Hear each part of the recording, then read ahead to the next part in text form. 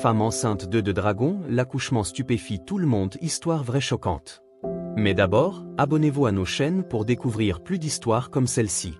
Élise était assise dans sa chambre, seule, à regarder l'échographie qui venait tout juste de lui être remise. La grossesse, c'était quelque chose qu'elle avait imaginé des milliers de fois dans ses rêves, mais jamais de cette façon. Elle se sentait différente. Non pas simplement parce qu'elle était enceinte, mais parce qu'il y avait quelque chose d'étrange qui s'était glissé dans son ventre, quelque chose qu'elle ne pouvait pas expliquer. Les médecins lui avaient dit qu'elle était enceinte de quelques semaines seulement, mais l'échographie semblait déformée. Il y avait quelque chose de particulier, quelque chose qui laissait présager qu'il n'y avait pas simplement un bébé humain en gestation. Quand elle avait vu les images, elle avait cru qu'elle était simplement fatiguée, qu'elle hallucinait à cause du stress. Mais non. C'était là, dans l'écran. Des formes qui ne ressemblaient à rien de ce qu'elle avait vu auparavant. Des formes ovales, presque translucides, qui battaient doucement sous la lumière de l'échographie, comme des œufs. Élise posa lentement l'image sur la table, ses mains tremblantes. Un frisson parcourut sa colonne vertébrale. Elle voulait croire qu'il s'agissait simplement d'un mauvais diagnostic, d'une erreur médicale. Mais cette étrange sensation de chaleur qui montait en elle à chaque instant de plus en plus fort, ne pouvait pas être ignorée. Ses pensées s'embrouillaient, son esprit n'arrivait pas à saisir ce qu'il se passait. Elle se leva brusquement de son siège et se dirigea vers la fenêtre. L'air frais de l'extérieur sembla calmer quelque peu la tempête dans sa tête, mais elle n'avait toujours pas les réponses. Ce n'était pas possible. Les dragons n'existaient pas. Ce n'était qu'un mythe, une légende, une histoire racontée au coin du feu. Mais ces œufs étaient réels. Elle se tourna à nouveau vers l'échographie. La lumière du soleil faisait briller la transparence de l'image. Qu'est-ce que tout cela signifiait? Un esprit scientifique avait essayé de tout analyser, mais une autre part d'elle-même se rebellait. Une part d'elle-même qui savait que ce qu'elle vivait était surnaturel. Mais elle n'était pas prête à l'accepter. Élise se laissa tomber sur le lit, une main sur son ventre. Ce ventre qui s'arrondissait doucement, de manière plus marquée chaque jour. Elle n'était pas enceinte depuis longtemps, mais cela semblait être une grossesse bien différente de celle des autres femmes. Les signes étaient là, inévitables.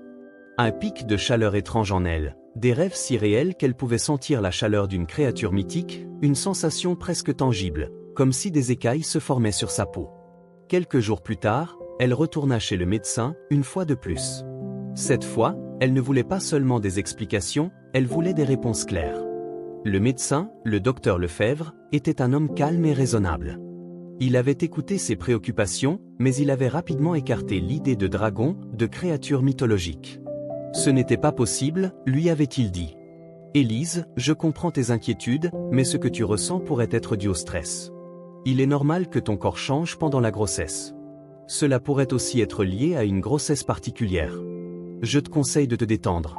Nous allons refaire une échographie. Mais Élise savait au fond d'elle-même que ce n'était pas juste le stress. Elle avait vu ce qu'elle avait vu. Elle avait ressenti ces sensations qui n'avaient rien de normal. Il y avait quelque chose de plus grand, de plus ancien, en elle. Et ce n'était pas seulement un bébé humain qui grandissait dans son ventre. Le docteur Lefebvre se leva pour préparer l'échographie, mais Élise ne pouvait pas s'empêcher de ressentir cette pression étrange dans son ventre. Elle avait l'impression que quelque chose se passait, mais que personne d'autre ne pourrait le comprendre. Elle se sentait soudainement plus seule que jamais, comme si l'univers entier la regardait avec une curiosité glaciale. L'échographie suivit quelques minutes plus tard. Le docteur Lefebvre scruta l'écran avec un air plus attentif, ses sourcils se fronçant légèrement. Élise, assise silencieusement, attendait son verdict, les mains serrées sur le rebord de la table d'examen. Je ne comprends pas, murmura finalement le médecin, sa voix trahissant un certain étonnement. Il semble y avoir quelque chose d'étrange ici.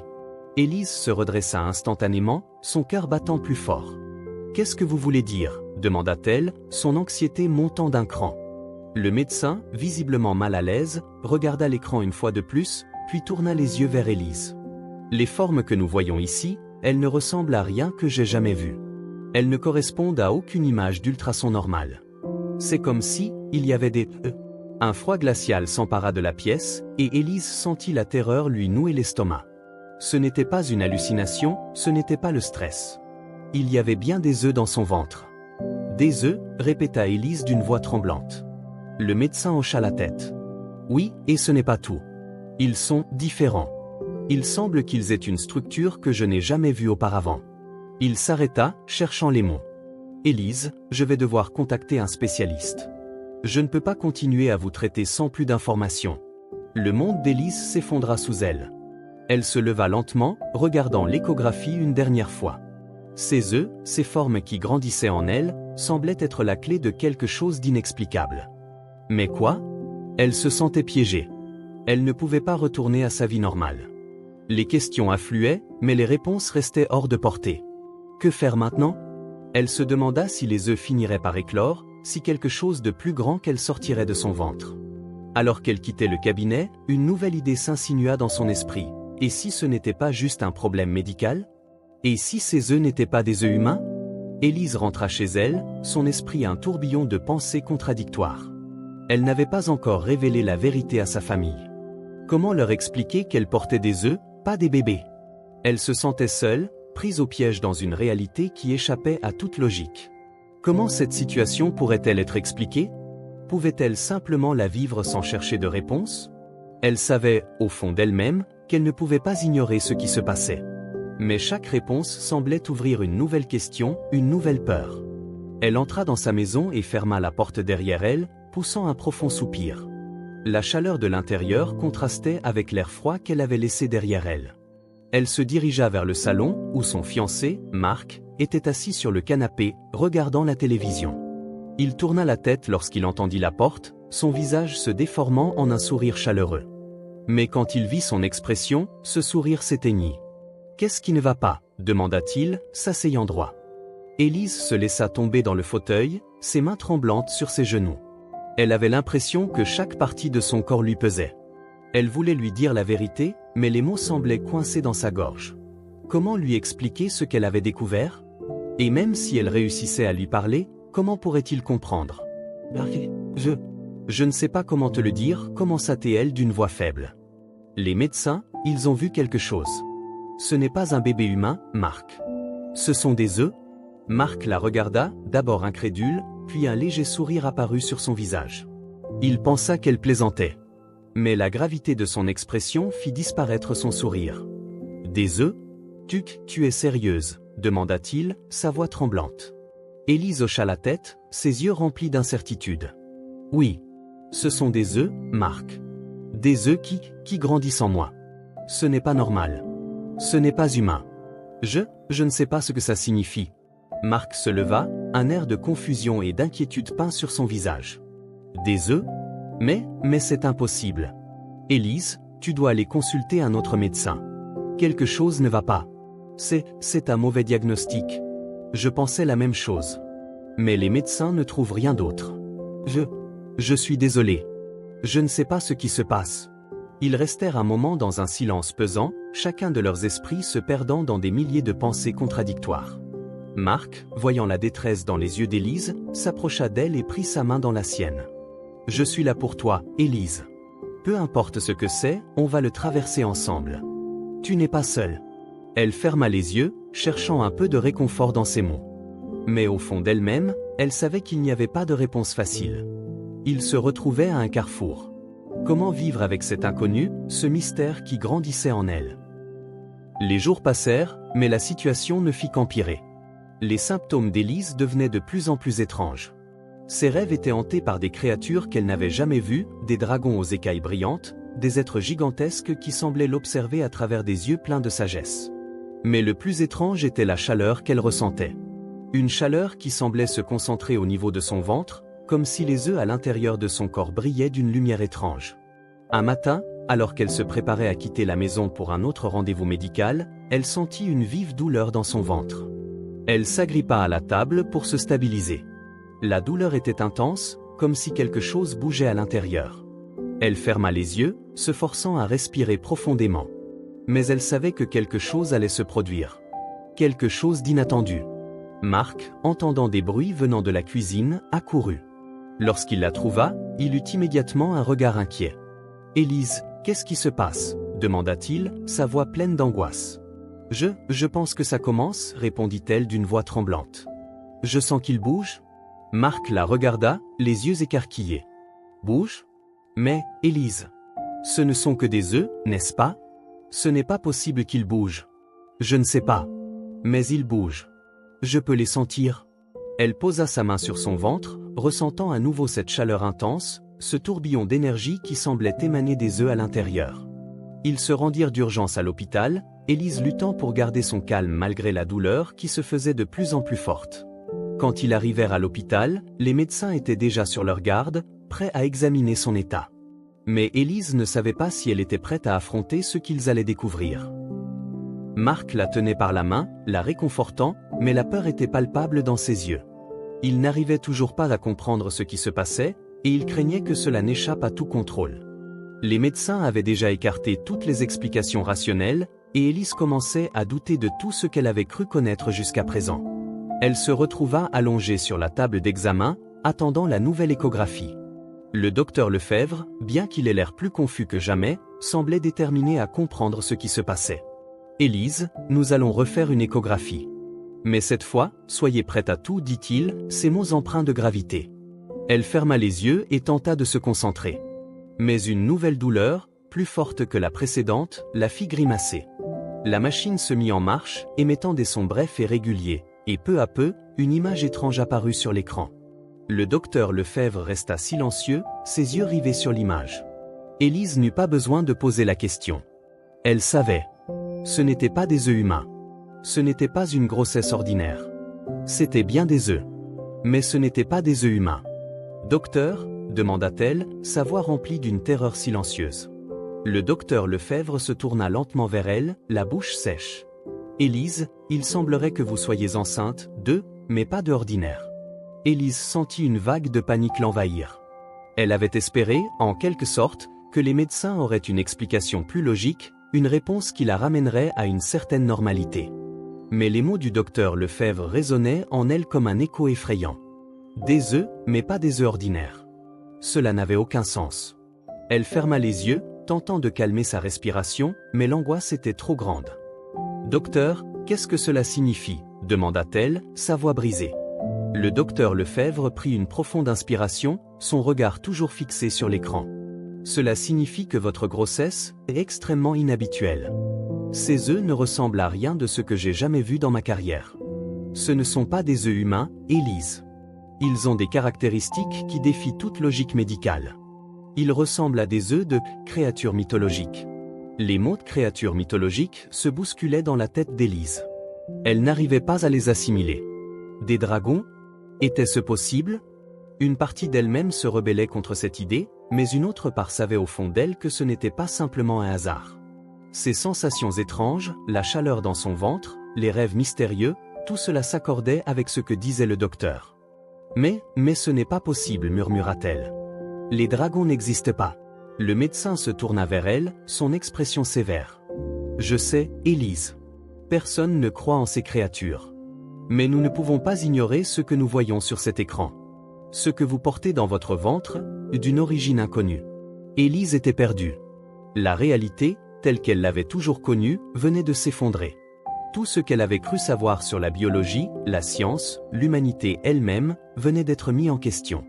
Comment pouvait-elle expliquer cela à Marc? Comment pouvait-elle expliquer cela à sa famille, à ses amis? Et si ces œufs écloraient? Que se passerait-il alors? Elle leva les yeux vers Marc, qui était resté silencieux jusqu'à présent. Ses mains étaient serrées autour des siennes, et son regard était sombre. Il avait l'air terrifié, comme s'il avait été pris dans un tourbillon qu'il ne pouvait ni comprendre ni contrôler. « Que faisons-nous maintenant » demanda-t-il d'une voix faible. « Comment pouvons-nous faire face à cela » Élise n'avait pas de réponse.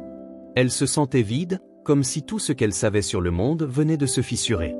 Mais elle savait une chose avec certitude, elle ne pouvait pas affronter cela seule. Marc avait raison. Ils devaient faire face à cela ensemble. Je ne sais pas, Marc. Mais, je vais devoir savoir ce qui se passe. Je ne peux pas rester dans l'ignorance. Elle se tourna vers le docteur Lefebvre. Docteur, que devons-nous faire maintenant? Le médecin sembla hésiter un moment avant de répondre. Je vais vous envoyer voir un spécialiste en biologie, quelque chose de plus approfondi. Nous devons comprendre ce qui se passe avec ces œufs. Nous devons être sûrs qu'il n'y a pas de danger pour vous ou pour les créatures qui se trouvent en vous. Les mots du médecin résonnèrent en elle comme un avertissement. Les créatures qui se trouvent en vous? Cela sonnait presque comme un avertissement sinistre. Mais Élise savait qu'elle n'avait pas d'autre choix que de suivre cette voie, aussi effrayante soit-elle. Les jours suivants furent marqués par une frénésie de tests, d'examens et de consultations. Élise se rendait régulièrement à l'hôpital, subissant des analyses et des échographies qui confirmaient l'existence des œufs, mais aussi qu'ils grandissaient rapidement à l'intérieur d'elle. Leur forme était de plus en plus distincte, presque translucide, et Élise sentait parfois des mouvements à l'intérieur de son ventre, comme si quelque chose essayait de sortir. Les rêves, eux aussi, devenaient de plus en plus intenses. Des créatures mystérieuses, des dragons majestueux aux écailles d'or et d'argent, l'appelaient dans ses visions. Elle les voyait voler dans un ciel lointain, majestueux, leur souffle chaud illuminant l'horizon. Et dans ses rêves, une voix profonde et ancienne lui murmurait des mots qu'elle ne comprenait pas. Des mots en une langue oubliée. Un matin, alors qu'elle se réveillait d'un de ses rêves étranges, elle sentit une douleur vive dans son ventre, bien plus intense que toutes les précédentes. Elle se leva précipitamment, sa main plaquée sur son ventre. La chaleur était insupportable, et elle savait que quelque chose allait se produire. Marc était déjà là, à ses côtés, voyant l'expression de panique sur son visage. « Qu'est-ce qui se passe » cria-t-il en la soutenant. « Je crois qu'ils vont éclore » murmura Élise, sa voix remplie de terreur. Elle sentit une chaleur intense se propager dans tout son corps, une chaleur qui semblait provenir de l'intérieur, de son ventre, comme si les œufs à l'intérieur d'elle étaient sur le point d'éclater. La douleur se faisait de plus en plus forte, et Élise savait qu'elle ne pouvait pas attendre plus longtemps. Ils se rendirent d'urgence à l'hôpital, mais cette fois, l'atmosphère était bien différente. Les médecins semblaient nerveux, comme si quelque chose d'inédit se préparait. Le docteur Lefebvre était déjà là, entouré d'une équipe de spécialistes, tous prêts à assister à l'événement qui allait se dérouler. « Élise, nous allons devoir vous préparer pour l'accouchement », annonça le docteur Lefebvre, « sont-on sérieux ? Ce que vous allez vivre n'a jamais été observé auparavant, mais nous sommes prêts à tout. » Élise se sentit soudainement comme une étrangère dans son propre corps. La chaleur, la douleur, tout cela la poussait à la limite. Mais une autre partie d'elle, une part plus profonde, savait que ce moment allait marquer le début de quelque chose de bien plus grand. Ce n'était pas simplement un accouchement. C'était un événement unique, une naissance qui allait redéfinir tout ce qu'elle savait du monde. Les heures passèrent comme des éternités. Élise était allongée sur la table d'accouchement, les médecins autour d'elle, préparant tout avec une précaution extrême. Marc, toujours à ses côtés, était pâle, mais il n'avait pas quitté sa main. Il était à la fois terrifié et émerveillé, un mélange d'émotions qu'Élise peinait à décrire. Elle se sentait épuisée, comme si la chaleur dans son ventre absorbait toute son énergie. Les contractions étaient plus fréquentes, plus intenses. Elle savait que quelque chose de gigantesque était en train de se produire, mais elle n'était pas prête à le comprendre entièrement. Le docteur Lefebvre était concentré, ses yeux fixés sur l'écran. « Élise, nous allons commencer l'intervention. Prenez une grande inspiration. Il se peut que ce soit difficile, mais nous sommes prêts. » Élise hocha la tête, son cœur battant à toute vitesse. Elle ferma les yeux un instant, se concentrant sur sa respiration, essayant de calmer son esprit. Mais chaque contraction semblait plus forte que la précédente, un tourbillon de douleur et de chaleur qui semblait englober tout son être. Tout à coup, elle sentit un mouvement étrange dans son ventre. Ce n'était pas une contraction ordinaire. C'était comme si quelque chose se déplaçait, grandissant, s'étirant. Elle ouvrit les yeux en sursaut, la panique la gagnant de plus en plus. « Docteur, ça ne va pas. Qu'est-ce qui se passe » cria-t-elle, la douleur devenant insupportable. Le docteur Lefebvre se tourna vers elle, son visage marqué par une gravité profonde. « Élise, nous voyons des mouvements sur l'écran. Ses œufs, ils bougent. Il est possible que... » Mais avant qu'il ne puisse finir sa phrase, un cri strident résonna dans la pièce. Ce n'était pas un cri humain. Ce n'était pas non plus un cri de bébé. C'était un cri bestial, une sonorité qui semblait venir de l'au-delà. Marc se redressa, son visage blême de terreur. « Qu'est-ce que c'est » s'écria-t-il, ses yeux écarquillés. Le médecin s'affaira à régler l'équipement, mais l'atmosphère dans la pièce devenait de plus en plus tendue. La pièce, habituellement calme et professionnelle, semblait maintenant remplie d'une énergie bizarre, comme si quelque chose d'anormal était en train de se produire. Puis, dans un éclat de lumière éblouissante, la première fissure apparut. Le ventre d'Élise se contracta violemment, et un œuf translucide se fendit en deux. Une lumière chaude, dorée, en jaillit, aveuglante, puis quelque chose de gigantesque s'extirpa lentement de son corps. Le docteur Lefebvre et l'équipe restèrent figés, les yeux rivés sur ce qu'ils voyaient. ce n'était pas un bébé humain. C'était un dragon. Un petit dragon, encore frêle et presque translucide, mais déjà doté de grandes ailes et d'un regard intense, presque humain. « Mon Dieu !» murmura le médecin, incrédule. « Un dragon !» Le cri du bébé dragon s'intensifia, et les autres œufs commencèrent à se fissurer à leur tour. Des dragons, chacun différent, mais tous dotés de cette étrange aura mystique, commencèrent à émerger de l'intérieur d'Élise. Marc, qui jusque-là était resté paralysé, se leva brusquement. « Élise, regarde ! Regarde ce qu'il se passe !» cria-t-il. Élise, toujours sous le choc, tourna lentement la tête. Elle n'arrivait pas à croire ce qu'elle voyait. Elle avait accouché de dragons. Elle venait de donner naissance à des créatures mythologiques, des êtres qui n'auraient jamais dû exister dans le monde réel. Le bébé dragon s'étira et émit un dernier cri avant de s'effondrer dans les bras du médecin, qui l'examina brièvement avant de le passer à un infirmier. Il était vivant, mais fragile, ses petites ailes battant faiblement. « Élise, ce n'est pas possible, dit Marc, sa voix tremblante. « Je sais, » répondit Élise, son regard figé sur les dragons qui continuaient à sortir de son corps. Elle était à la fois horrifiée et fascinée. Cela semblait irréel, comme si elle vivait un rêve impossible. Mais le cri de chaque dragon, la chaleur de leur corps, tout cela lui rappelait qu'elle ne rêvait pas.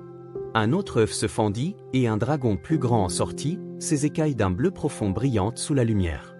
Il déploya ses ailes avec une grâce étonnante, s'étirant lentement avant de rouler sur le côté.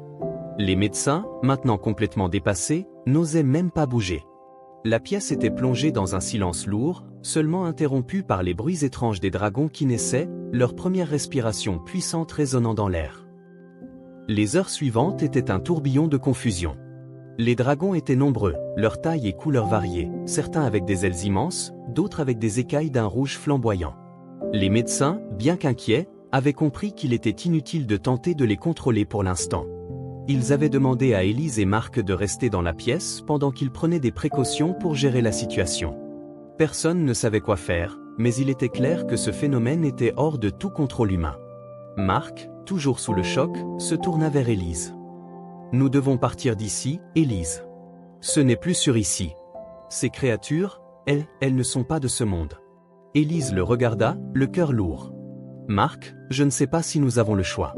Ils sont en moi, Marc. Ils sont nés grâce à moi.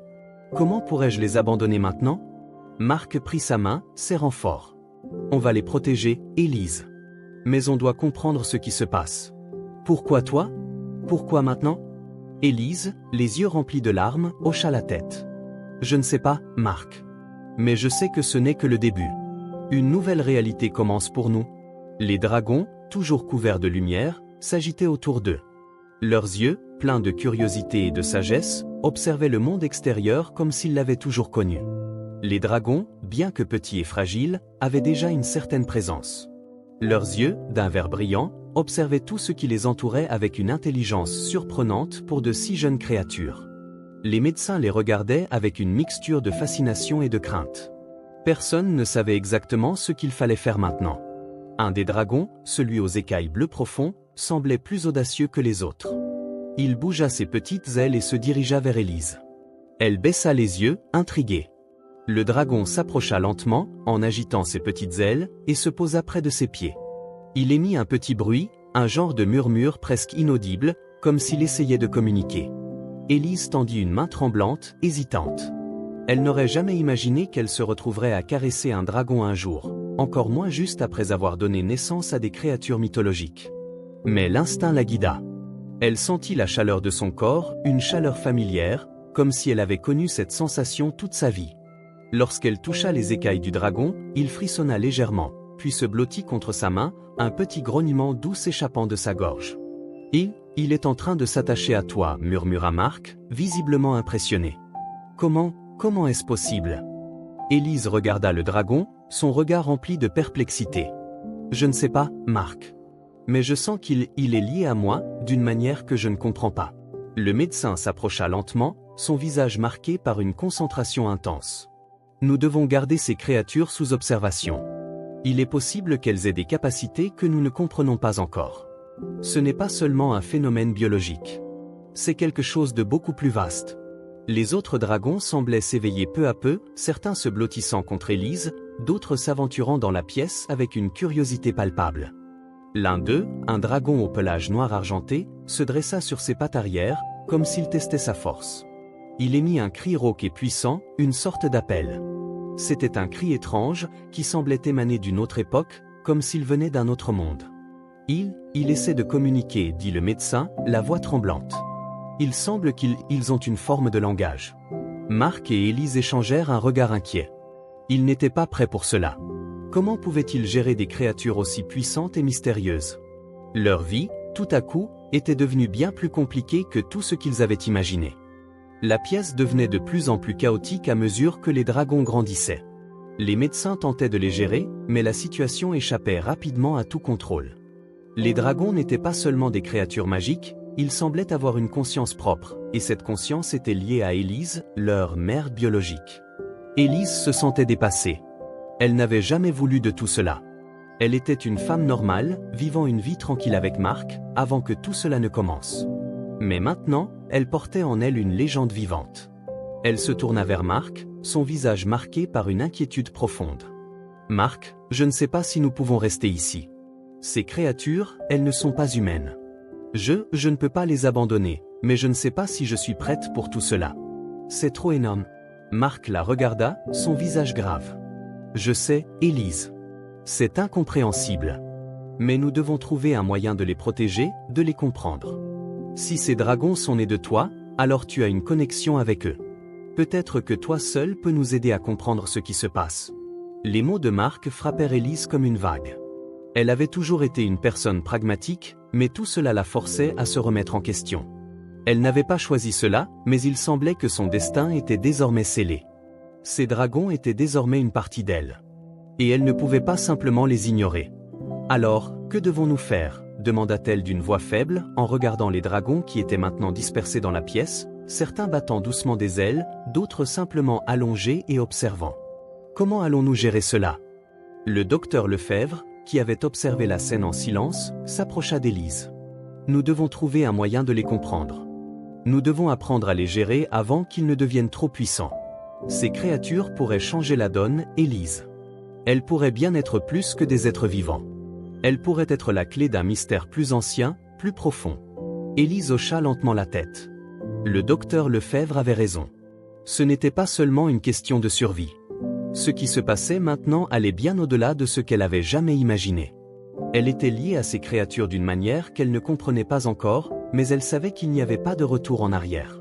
Le médecin se tourna vers les autres membres de l'équipe médicale. « Préparez-vous à documenter chaque mouvement, chaque comportement. Nous devons comprendre cette espèce.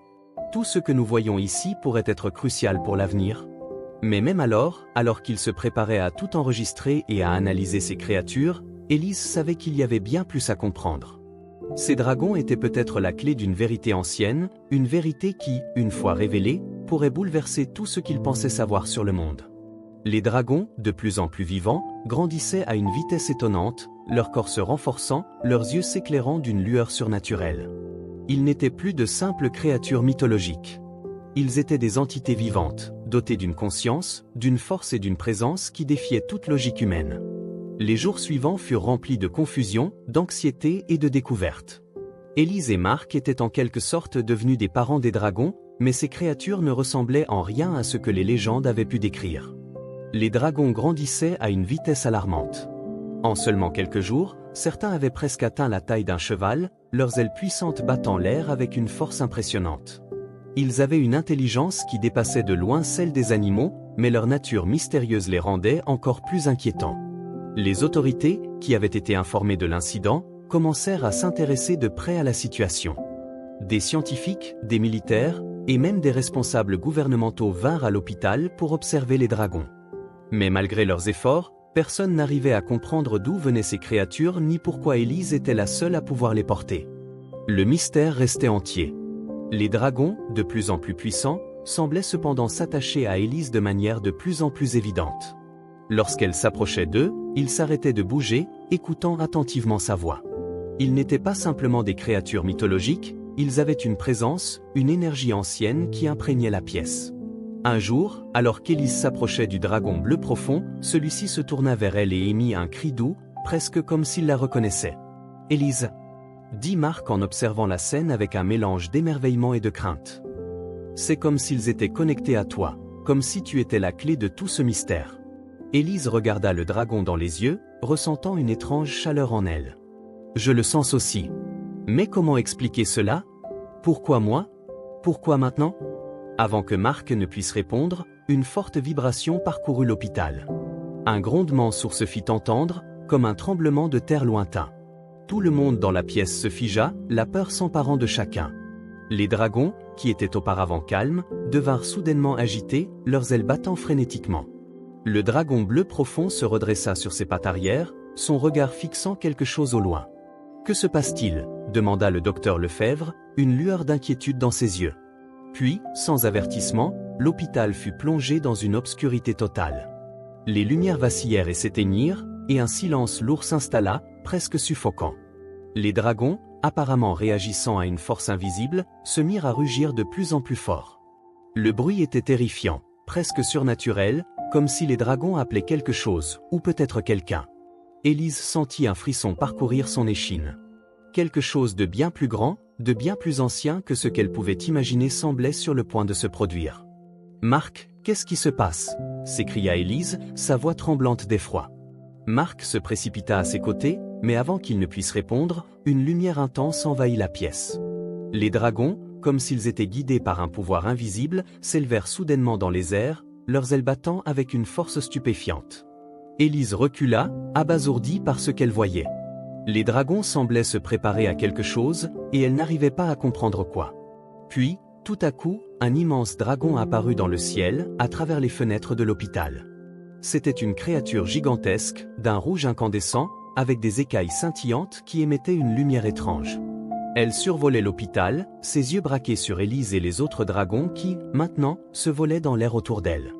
« Il est là » murmura le docteur Lefebvre, les yeux écarquillés. Marc prit la main d'Élise, la serrant avec force. « C'est lui.